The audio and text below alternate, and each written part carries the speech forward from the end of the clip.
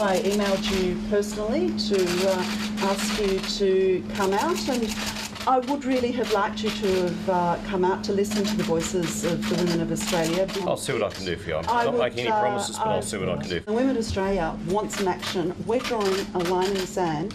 We want change, and we want change now. Can I just urge you, please, take the opportunity to come and meet with the Prime Minister and the Minister for Women. Janine Hendry, what do you hope that today's marches will achieve? I think I'd like to think about it from two perspectives, Leigh. I think that I'd like to see a cultural shift on the ground. I'd like people to feel empowered increasingly to be able to call out what is not only bad behaviour but also criminal behaviour around sexual assault and sexual harassment. From an organisational perspective, through Parliament, our law courts and other major institutions, our universities, I would like to see greater transparency and also systematic changes put in place to ensure fundamental equality in this country. Why did you decide not to take the Prime Minister up on his invitation for a meeting? A question that many people have been asking.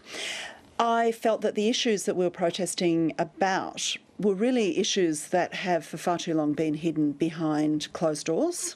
And the women of Australia had come to the forecourt of Parliament House to have their voices heard.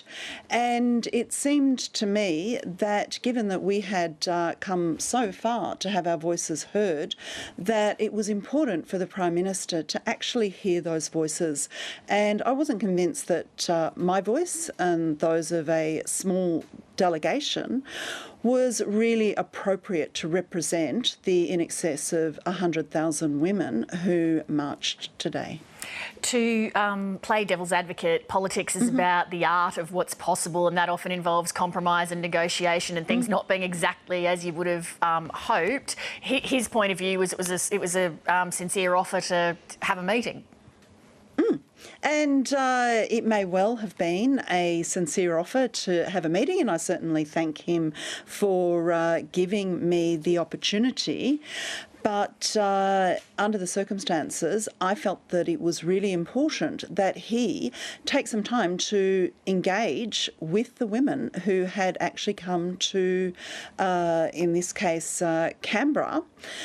They were the women that wanted to have their voices heard, and they were the women who were feeling and have been feeling silenced and disrespected by the government's recent actions and behaviours, particularly in relation to the recent sexual assault allegations in Parliament House. What motivated you to organise today's march? Very simple. I've got a 16-year-old son, and in a couple of years I'm going to launch him into the world. And when I looked around and saw the role models, our senior politicians, senior business people, senior lawmakers, and these are the role models that are going to influence him, it didn't make me happy. Janine Hendry, thank you very much. Thanks, Leigh.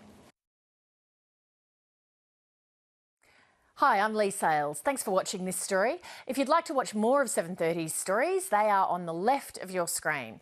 And tap on the button below to subscribe and get the latest from ABC News.